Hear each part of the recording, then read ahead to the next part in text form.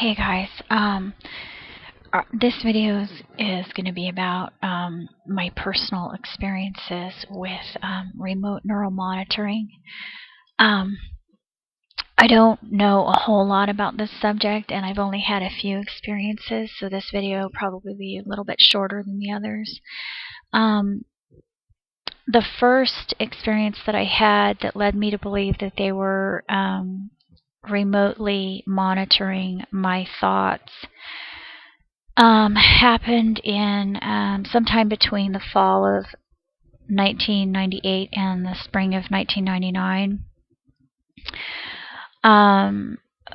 What happened was I was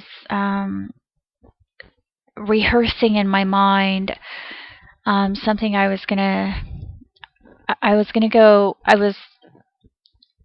planning to go speak to a person that I had known in my childhood, and I was going to ask him what he remembered about the white van incident. If you guys want to know about that, you have to go back and watch my my video, my story, the videos, my TI story. But during that time, I had decided to go and speak to this kid that I had known in childhood and find out what he remembered about the white van incident, because I knew that he knew about it. And so I was rehearsing over and over in my mind. The night before, I was planning to go talk to him the next day, and I was rehearsing over and over in my mind what I was going to say, and you know, how I was going to find him, and planning out, you know, how I was going to get there and everything. And I'm not kidding you, the next morning my mom came over and told me that he was dead. And this was a guy that I knew in childhood. I mean, really young, before my preteen years, okay? And he'd gone to my church, my mom's church, and he knew something about that white van incident that happened on the church property. And so, because I had remembered him telling his mom, okay? So,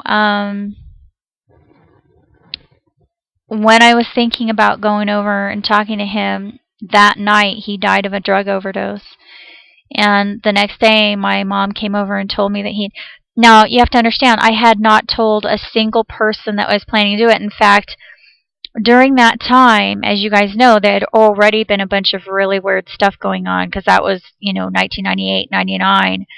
So from what I've told you before, that was after a lot of weird stuff had been going on. I was kind of freaking out, and you know, that was why I had ended up back home. And then I'd planned to go talk to him, but I didn't. And I remember purposely not telling anyone. And I remember also that I purposely did not speak out loud about what I was planning to do. I kept it. What I thought, I kept it completely under wraps. According to what I thought. But then the fact that he died that very same night, I thought was very, very weird. And I personally do not consider that a coincidence. The next incident that I can think of, and this is the only other thing I can think of that not only leads me to believe, that confirms for me that in fact they are remotely monitoring our thoughts. Some of us, if not all of us, I don't know, but I know in my case, I know that they are, because last spring, as you guys know, I was on welfare for a little while because I was homeless. And so once I went homeless, I went on welfare, and I was on welfare for about a year. And when I was on welfare, well, that's a whole nother story, and I'll tell you guys about that later. I think I've already told you part of it.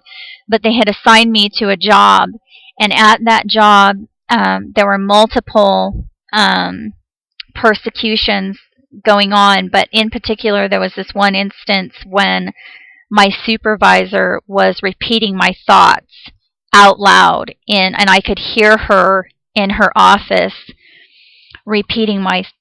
saying my thoughts out loud. So those are the only two things that I can think of right now that lead me to believe that in fact they are remotely monitoring our thoughts. Some of us at least. And I mean, Michio Kaku had just come out recently talking about how they had mapped the brain. And that's really all they have to do is they have these injectable microbes that they can put in your head, or maybe they don't even need that. I don't know. Okay, because I've heard some people say they're doing a lot of really amazing things with electromagnetism and all of that. So I don't even know how they're doing it, but I know what I've heard and researched, and I know that Michio Kaku and a few other scientists have already come out and said, yeah, they've mapped the brain. And so, like in each individual's case, I mean, I don't know if they have to. Basically, what they do is they look at where the activity is in your brain, like when you say a certain word. So if you say the word cat, they see where exactly that location is in the brain where the neurons fire. And then that way, if they monitor your brain later, then they know when you're thinking that word because they see that the neurons are firing in the same place. I don't know how they do it, you guys. I don't understand all the scientific details of it. I just know they are doing it. And so that's my testimony about that. Okay, bye.